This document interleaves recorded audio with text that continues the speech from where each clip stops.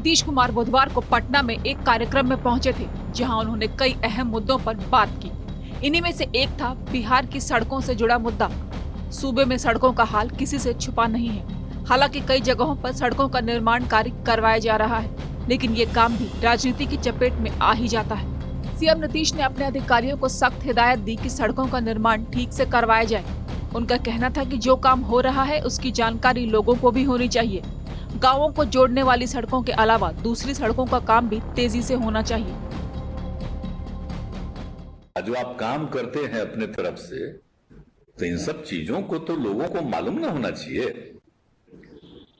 और एकदम सब जगह के सड़क का बिल्कुल ठीक का नामकरण करिएगा। जो भी सड़क है राज्य सरकार की तरफ से जितना भी हो रहा है, और ठीक ढंग से उस सड़क का है। और उसके अलावा हम लोग तो 7 में से 2 में भी ये भी तय कर दिए कि बहुत जगह पर, कुछ जगहों पर जाना है लोगों को ट्रीटमेंट के लिए और के लिए, तो जो भी हम गांव-गांव तक का बनवा दिए हैं, उसके अलावा भी कुछ बड़ी-बड़ी और जगहों पर की सड़क बनाया जाए। तो उसके लिए भी पूरा करना है। तो हम लोग का तो नया वाला यही था, तो पहले वाला जितना है उसको भी पूरा करिए। साथ ही प्रधानमंत्री ग्राम सड़क योजना के बारे में बताते हुए नीतीश कुमार ने प्रधानमंत्री नरेंद्र मोदी पर भी निशाना साधा।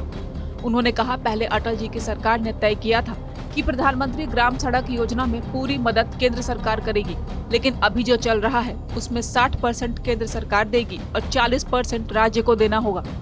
नीतीश का ये भी कहना था, 2018 से ही वो कह रहे हैं कि ग्रामीण सड़कों की देखभाल होनी चाहिए, उनका मेंटेनेंस होना चाहिए। उन्होंने कहा कि इसके लिए कर्मचारियों की बहाली करनी होगी।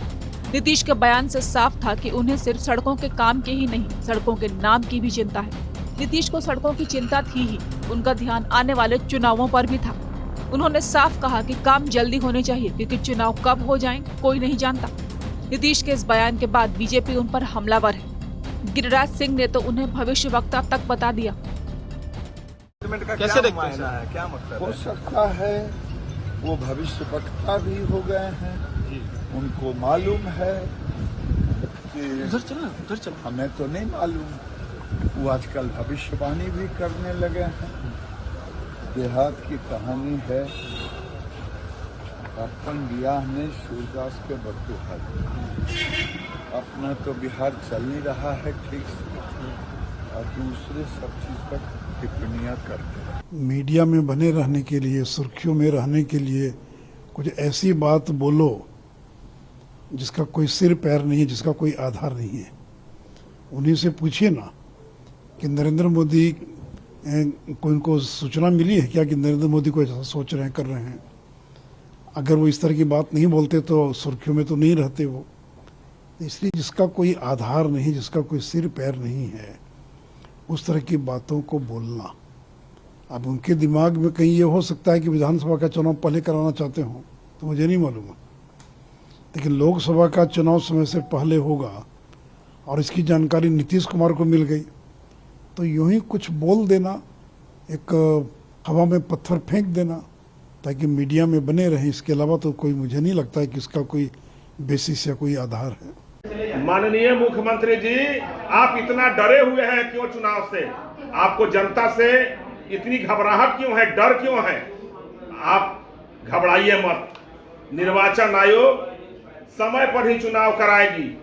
वो आपके हिसाब से नहीं चलती है, वो देश में एक संविधान के प्रक्रिया के तहत चलती है। और आप इतने व्याकुल और डरे हुए हैं कि आप बार बार कहते हैं कि समय से पहले चुनाव हो जाएगा। घबराइए नहीं।